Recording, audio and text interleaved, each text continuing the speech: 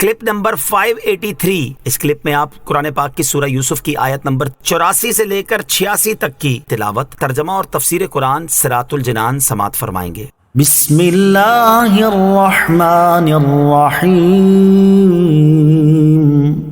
اللہ کے نام سے شروع جو نہایت مہربان رحمت والا ہے۔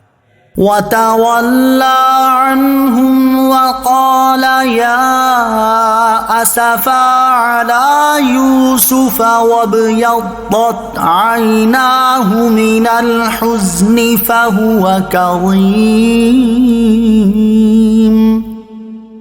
قَالُوا تَاللَّهِ تَفْتَأُ تَذْكُرُ يُوسُفَ حَتَّى تَكُونَ حَرَضًا أَوْ تَكُونَ مِنَ الْهَالِكِينَ۔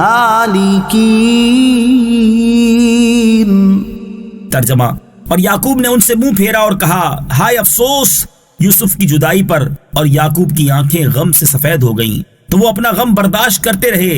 بھائیوں نے کہا، اللہ کی قسم آپ ہمیشہ یوسف کو یاد کرتے رہیں گے یہاں تک کہ آپ مرنے کے قریب ہو جائیں گے یا فوت ہی ہو جائیں گے۔ وَتَوَلَّى عَنْهُمْ، اور یعقوب نے ان سے منہ پھیرا۔ تفسیر صراط الجنان میں ہے، یعنی حضرت یعقوب علیہ السلام نے بنیامین کی خبر سن کر اپنے بیٹوں سے منہ پھیر لیا، اور اس وقت آپ علیہ السلام کا حزن و ملال انتہا کو پہنچ گیا۔ جب بیٹوں سے منہ پھیرا تو فرمایا، ہائے افسوس یوسف کی جدائی پر۔ حضرت یعقوب علیہ السلام حضرت یوسف علیہ السلام کے غم میں روتے رہے، یہاں تک کہ آپ کی آنکھ کی سیاہی کا رنگ جاتا رہا اور بینائی کمزور ہو گئی۔ حضرت حسن رضی اللہ تعالی عنہ فرماتے ہیں کہ حضرت یوسف علیہ السلام کی جدائی میں حضرت یعقوب علیہ السلام 80 برس روتے رہے۔ یاد رہے کہ عزیزوں کے غم میں رونا اگر تکلیف اور نمائش سے نہ ہو اور اس کے ساتھ اللہ تعالیٰ کی بارگاہ میں شکایت اور بے صبری کا مظاہرہ نہ ہو تو یہ رحمت ہے۔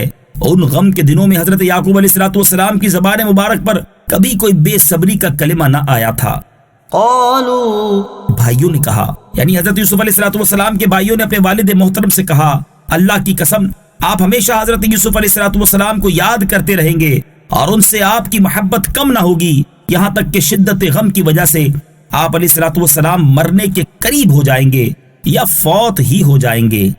قال انما اشکو بثی وحزنی الى اللہ واعلم من اللہ ما لا تعلمون۔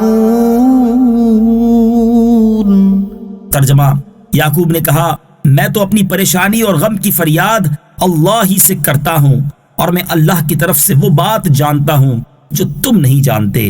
قال، یعقوب نے کہا، تفسیر صراط الجنان میں ہے، حضرت یعقوب علیہ السلام نے بیٹوں کی بات سن کر ان سے کہا، میری پریشانی اور غم کم ہو یا زیادہ میں اس کی فریاد تم سے یا اور کسی سے نہیں بلکہ اللہ عز و جل ہی سے کرتا ہوں، اور اللہ تعالیٰ اپنی رحمت اور احسان سے مجھے وہاں سے آسانی عطا کرے گا جہاں سے میرا گمان بھی نہ ہوگا۔